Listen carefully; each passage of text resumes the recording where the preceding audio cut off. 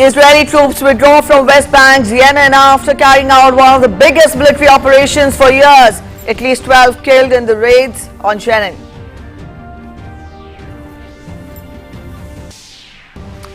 Both Russia and Ukraine accuse each other of plotting imminent attack on Zaporizhzhia nuclear plant. Ukraine's president warns Russia planning to carry out attack on nuke facility. Russia claims Ukraine planned to drop ammunition laced with nuclear waste on the plant.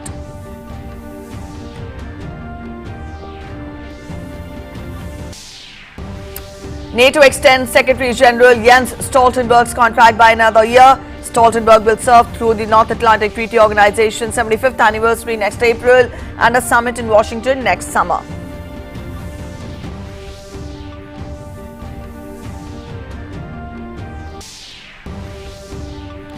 External Affairs Minister Dr. S. Jaishankar to embark on a 4-day official visit to Tanzania to co-chair the 10th India-Tanzania Joint Commission meeting with his counterpart, also to hold high-level talks for greater bilateral cooperation between the two nations.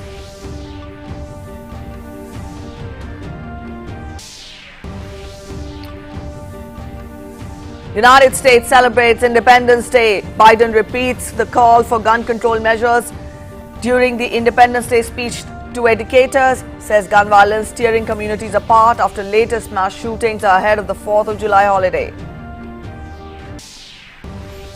In sports, India secures 9th SAFF Championship after thrilling penalty shootout against Kuwait.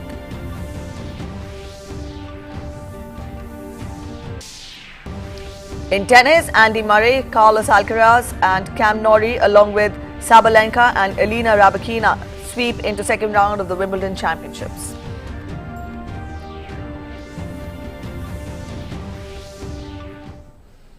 Good morning, you're watching DD India and I'm Preeti presenting this edition of the news. Our top story first. Israeli forces have started withdrawing from Jenin refugee camp after carrying out one of the biggest military operations in West Bank in years.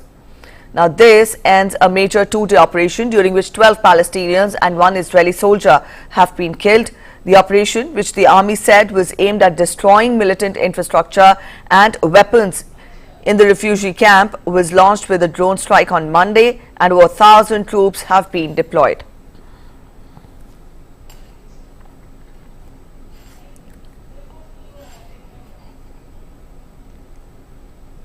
Israeli Prime Minister Benjamin Netanyahu has meanwhile vowed to carry out similar operations in the future. At this moment, we are completing the mission, and I can say that our extensive activity in Jenin is not a one-time operation. We will continue to uproot terrorism. We will not allow Jenin to return to be a safe haven for terrorism. Explosions could be heard in a northern West Bank city as the news emerged. The Israeli military said later that it had intercepted 5 rockets fired towards southern Israel by the Palestinian militants in the Gaza Strip. No one claimed the responsibility of the rocket launch.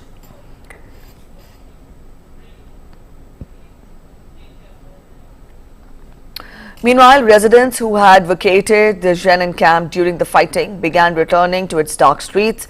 Some surveyed the damage to the light of their mobile phones to find debris and rubble in the streets. The densely populated refugee camp, where some 14,000 people live in less than half a square kilometer, has been one of the focal points of a wave of violence that has swept the West Bank for more than a year, drawing growing international alarm.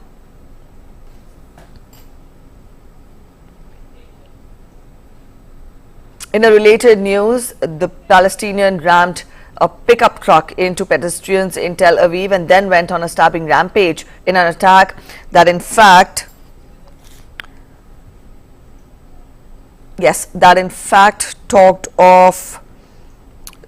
invited more wrath from the international world. We'll get to more on that. Meanwhile, the Russian troops, we'll get to more on the Russia-Ukraine crisis. The Russian troops have seized the station of Zaporizhzhia nuclear power plant with 6 reactors in the days following the Kremlin's invasion of Ukraine. Each side has since regularly accused the other of shelling around the plant and risking a major nuclear mishap. In his nightly video message, Ukrainian President Volodymyr Zelensky said that Russia was the only source of danger to Zaporizhzhia nuclear plant on Tuesday. Zelensky added that Russia was planning to simulate an attack on the plant occupied for a year by Russian troops. Зараз увесь світ має бути. Each country has its own intelligence and other capabilities for determining exactly what is happening and who is responsible. Now we have information from our intelligence that the Russian military has placed objects similar to explosives on the roof of several power units of the Zaporizhzhia nuclear power plant. It's probable they needed to simulate an attack on the plant, or they could have some other kind of scenario. But in any case, the world sees and cannot avoid seeing that the only source of danger to the Zaporizhzhia nuclear power plant is Russia and no one else. Zelensky added that the main thing is our defense, the frontline, weapons and our soldiers' capabilities. He also extended his gratitude to the partner countries for understanding the needs of Ukraine.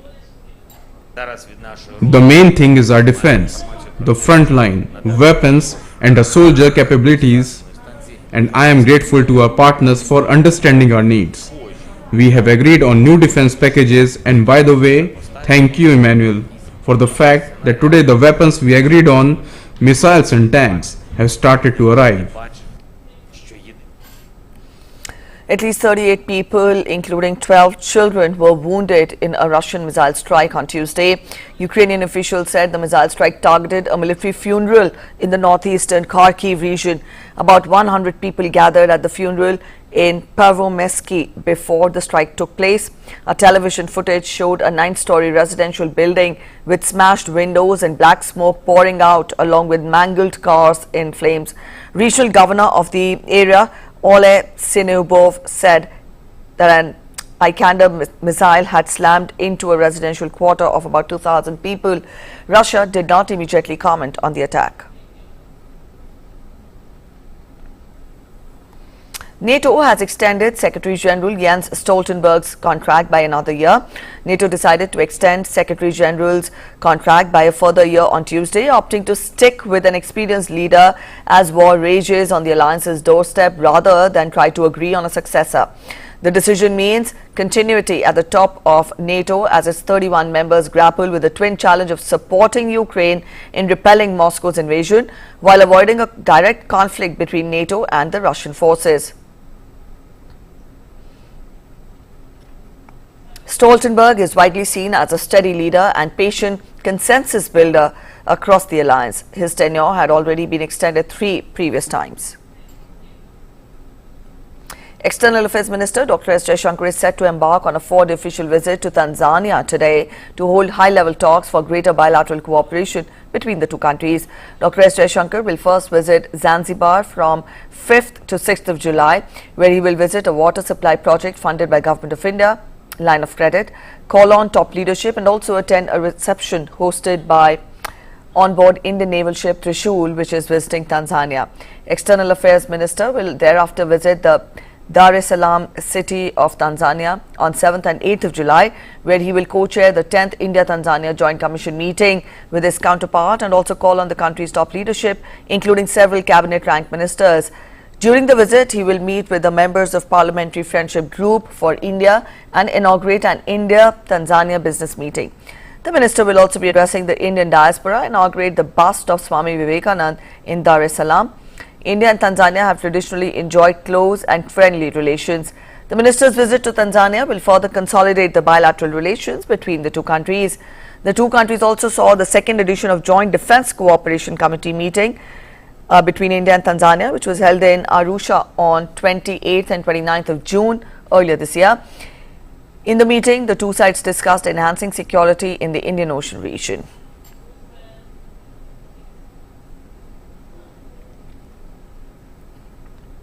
In France, Nahel's death on one hand has reignited long-standing complaints by poor and racially mixed urban communities of police violence and racism, and on the other hand has also revealed the different stands of politicians in the country.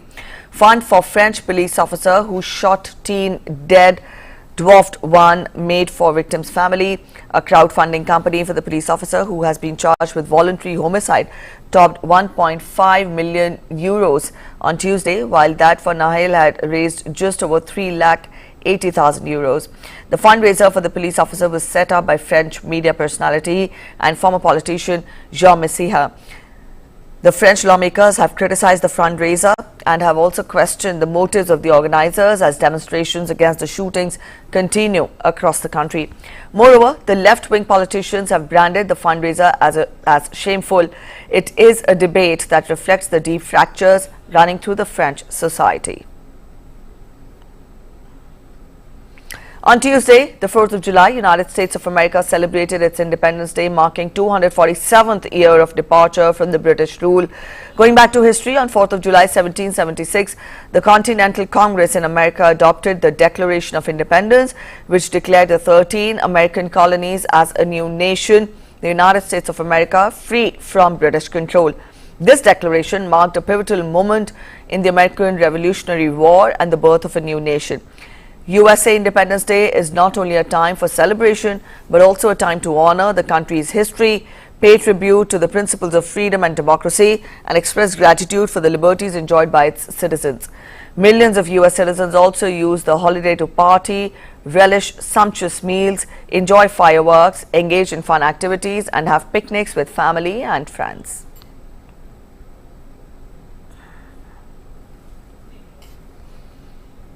In his Independence Day speech to educators, US President Joe Biden repeated his call for Congress to take action on gun control legislation. Biden addressed the National Education Association as part of his activities to mark Independence Day on July 4th. During his speech, he recognized that educators are on the front lines of gun violence and said that Congress should step up to pass gun control legislation. Finally, as you know, all too well, educators now find themselves in the front lines of gun violence. Some of your members talked about it, Jill talked about it. With your help, we passed the most significant bipartisan gun safety legislation in 30 years, but it's not nearly enough. But Congress needs to step up, pass common sense gun safety laws to protect our kids and educators. And by the way, arming teachers is not the answer. Arming teachers is not the answer. Banning assault weapons and high-capacity magazines, extensive background checks, they're part of the answer. They'll make a big difference. Up next, we're heading for a short break. Stay with us.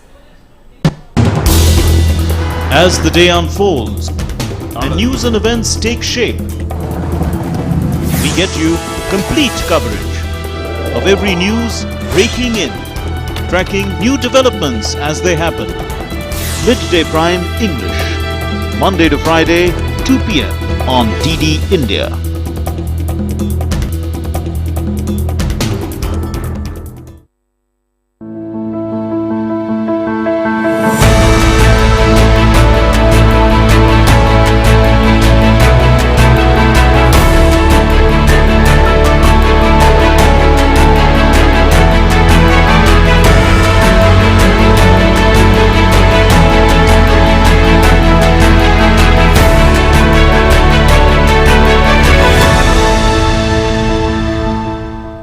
नमस्ते land मरहबन इलल Hind India सलाम India नमस्ते India नमस्कार Bharat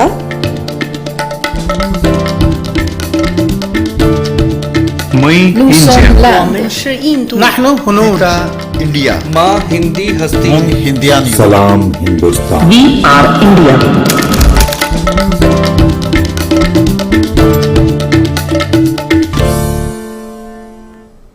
The changing world of news. Headlines that you wake up to. News that shapes your day. Stories that matter to you. The latest and most accurate updates. A fresh start to a new day. The Breakfast News, Monday to Friday, 8 a.m. on DD India. We'll come back after the break. Guatemala began on Tuesday the review of ballots from the first round presidential election to be after the frontrunners party and allies challenged the results, setting up the potential for a recount ahead of the runoff vote. Guatemala's Supreme Court on Saturday ordered the review and verification of the votes and that they are checked against the counting system. The court said it would suspend election processes in the Central American country until the ballots are reviewed, acting at the request of the first round winning candidates party, Sandra Torres's National Unity of Hope party, President Alejandro Guatemal's Vamos party and the several allied groups. The former First Lady Torres is set to face off in the decisive second round on August 20th with anti-graft candidate Bernardo Arevalo, who bucked forecasts to become the runner-up as anger over years of corruption scandals dominated voter sentiment. Torres's party does not want the runoff cancelled, just a fair review of the first round vote, according to a statement she posted on Twitter. A growing list of countries, meanwhile, urged a fair process. It is not clear how the court-ordered review might affect a second round vote due in August. The judges have said all complaints must be resolved.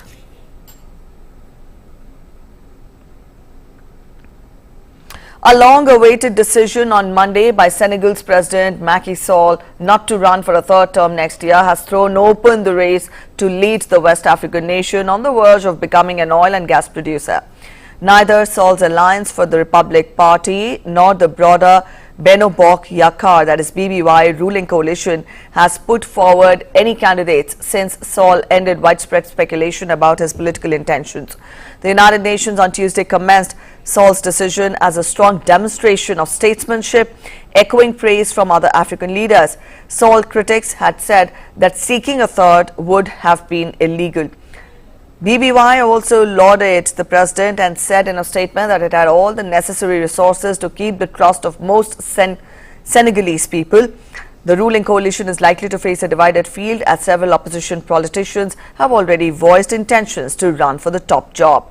The field could increase further as Parliament is set to pass bills this week that would allow two other opposition figures struck from the 2019 voter roll to the run.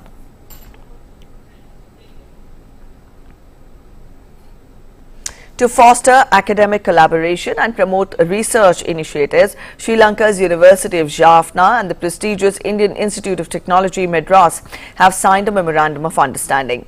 The signing took place at the Kilinochchi campus in Sri Lanka. This initiative aims to enhance cross-cultural learning experiences and promote academic diversity. The partnership signifies a remarkable milestone towards academic excellence and research for both institutions.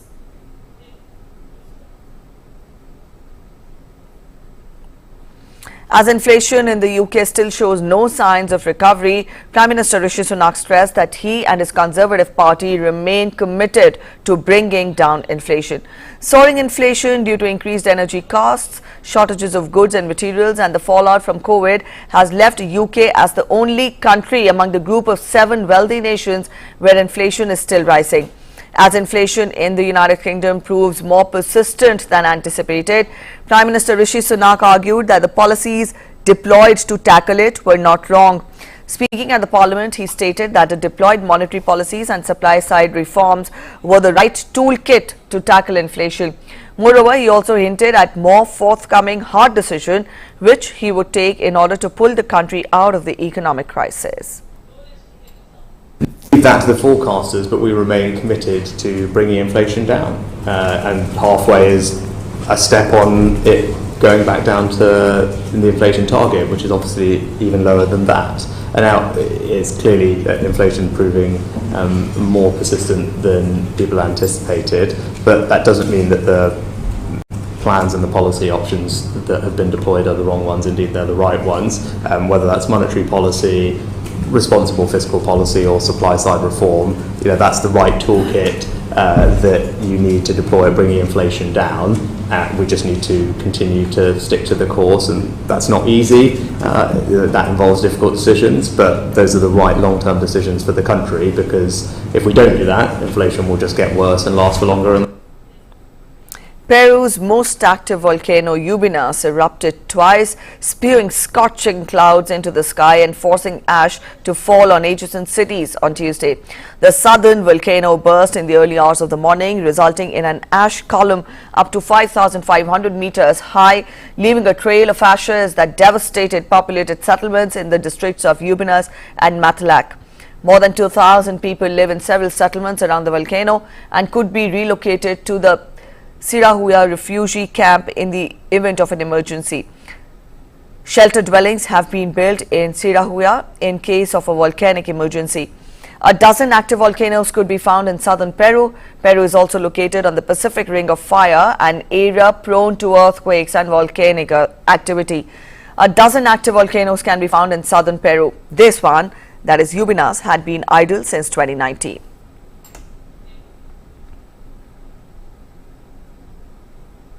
As rain lashed the municipality of Chongqing in southwest China for several days, cars were buried in one area, adding to the worries that the nation will see more weather-related catastrophes. In the Chongqing municipality in southwest China, a building partially collapsed due to raging floodwaters.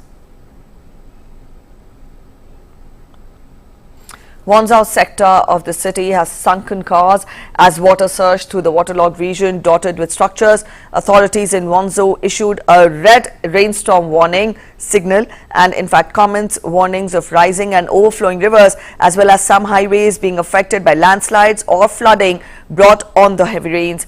Now there have been no casualties till now. The heaviest period of the rainfall since the start of the rainy season occurred in Chongqing as a result of days-long consistent downpours, according to the state media. China has endured fatal mudslides, flash floods and torrential rains over the past month, prompting government officials to issue more warnings and advisories.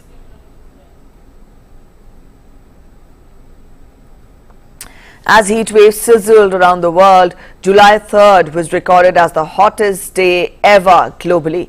According to the data from the US National Centers for Environmental Prediction, July 3rd was recorded as the hottest day ever globally. The average global temperature reached 17.01 degrees Celsius, surpassing August 2016's record of 16.92 degrees Celsius.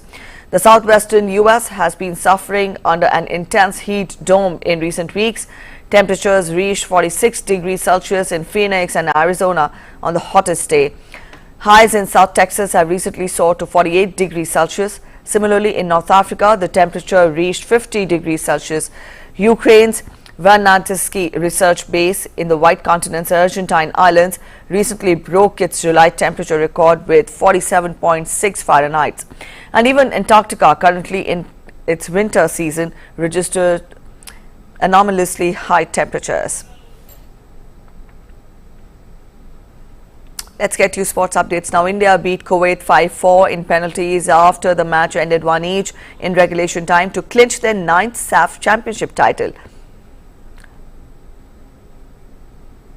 Al-Khaldi opened the scoring for Kuwait, but Lalian Zuala Shangte found the all-important equalizer.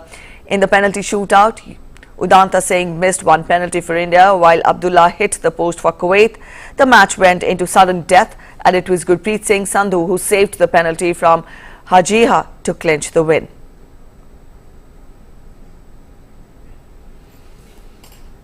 In tennis, Andy Murray returned to action in Wimbledon with a straight sets victory over Ryan Peniston.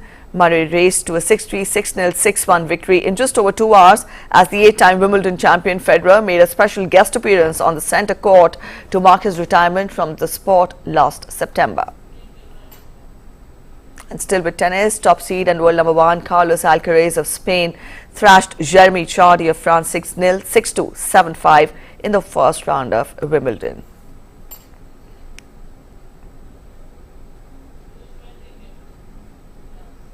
That's it in this edition of the news. Thanks for watching. Bye-bye.